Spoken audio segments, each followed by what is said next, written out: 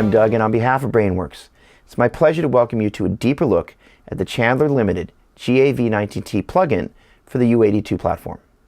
We're going to break this video down into a couple of different sections, and in the feature set section, we're going to take a look at why this plugin has so much to offer producers, engineers, and guitar players looking to get great tone, whether they're tracking in their living room or their studio. Then in the how to use section, we're going to take a look at some best practices for using this plugin in combination with the Apollo Twin. And this, by the way, is the 5th piece of UA hardware that I've owned. If you're thinking about jumping into this platform, I got to tell you, this stuff is awesome. You definitely won't regret it. Then in the demos, we're going to connect the dots between the feature set and some of the great tones you can get using this plugin that range from jazzy clean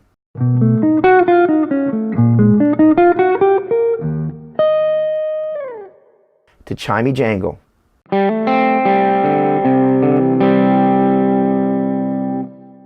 to the now classic violin tone. So let's get started.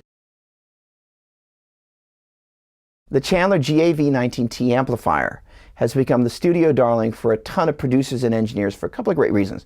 First of all, it does a great job of nailing the classic tones of vintage Vox, Marshall, and Selmer amplifiers. Those are classic tones you're going to go to over and over again. And the feature set is perfect for the studio. You have the ability to manipulate the tone and gain structure for both the preamp and the power amp sections, which is huge. All right, the bias control allows you to choose how hot or how cold you run the preamp tubes to again emulate the tone of vintage Vox, Marshall, or Selmer amplifiers. And the drive section gives you a 6-position gain control and a 5-position tone shaping control, again to manipulate the power amp section. The effects rack of the plugin has a bunch of stuff that's not found on the amplifier. There is a noise gate. I didn't really need to use it, but it worked really well. There is some additional EQ shaping that is awesome. We'll definitely be covering that in the demos. There's a very hip vintage style delay, and perhaps most importantly, there are 70 plus custom IRs that were created using an actual GAV19T. A ton of great cabinets and a brilliant selection of microphones expertly placed by the guys at BrainWorks. And this is probably the most functional group of IRs I've ever used. They sound awesome. The BrainWorks GAV19T plugin and the Apollo Twin interface make it super easy to jump into the creative process. And you don't have to use a DAW to get started if you don't want to, which is super cool. What you do need to do is launch the console application, which comes bundled for free with the Apollo Twin. And in turn, you're going to want to launch an instance of the GAV19T plugin, which you can try on a 14-day demo, and boom, you've got instant tone on tap without having to place a single mic. That's awesome. And when you're ready to start recording, just in case you didn't know, you're going to launch your DAW. You're going to create a new track. You're going to select the appropriate input. You're going to arm that track, and then you're going to mute it so you can use the low latency monitoring on the Apollo Twin. In turn, you're going to step back to the console application, and in the Insert Effects section, if you toggle over to the record mode, you're going to print the sound of the plugin to the track. And if you toggle over to the monitor mode, you're just going to record the raw DI input so you can tweak the plugin to taste as you go deeper into the production process. Gives you a ton of options, which in turn gets us to the demos. For the demos, we're going to walk successively through the 5 different settings for the tone shaping control in the drive section of the GAV plugin. And besides the GAV, the only other plugins we're going to use on the guitar tracks are a little bit of the RealVerb Pro for some spring reverb, as well as the CS1 for the stereo ping pong delay you're going to hear on the second demo. In case you didn't know, both those plugins come bundled for free with the Apollo Twin. Pretty cool. All right, the first demo is going to start off in the off position of the tone shaping control. And that's great for clean tones for both guitar and bass. And for this demo, we're going to be using it for both.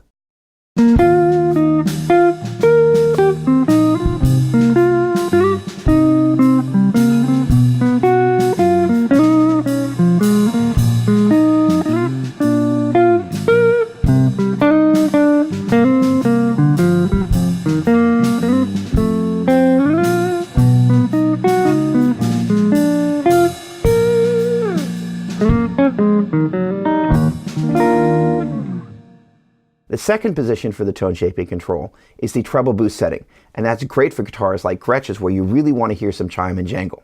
As I mentioned before, we're going to be using a little bit of the CS1 for some stereo ping pong delay.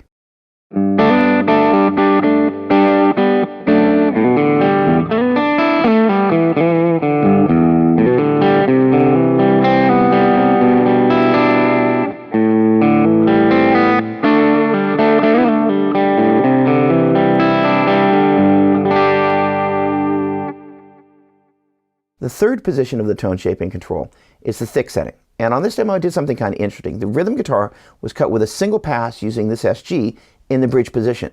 And in turn, I used two different instances of the GAV, panning one left and the other right, and then using two different IRs for those two different instances of the GAV, so I got stereo separation off of one rhythm guitar track. Really cool. Saved a lot of time. And I also used the tight function inside the effects rack to just kind of create a little bit of a shelf to dial out a little bit of the low end for the rhythm guitars, so the melody/lead track, which was done with this guitar in the neck position, didn't have to fight with the rhythms. The rhythms aren't super loud, but they're present enough so you can hear them and you still feel all the resonance and the tone and the shreddy notes on the melody/lead guitar. Let's take a listen.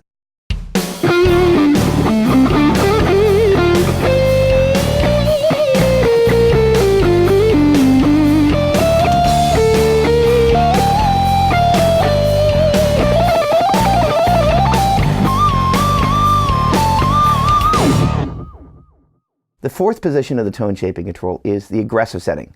And interestingly enough, this is the one that I used to kind of take a stab at the violin tone made famous by Eric Johnson. It's not too dissimilar to some of the tones that Joe Bonamassa goes for. And I used the lo-fi control in the effects rack to dial back a little bit of the attack of the delay so it didn't get in the way of the pick attack.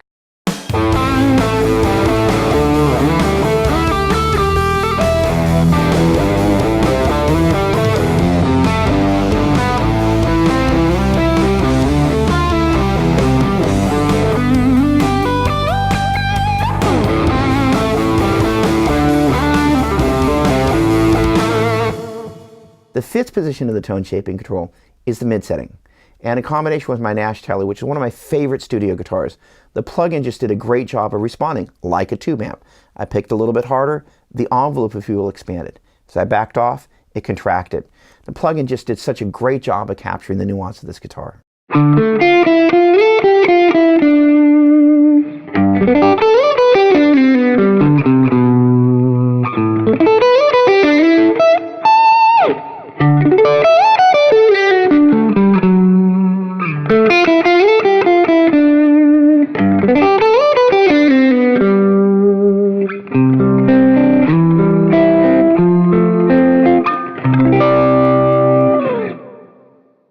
On behalf of Brainworks, I'd really like to thank you for checking out this video.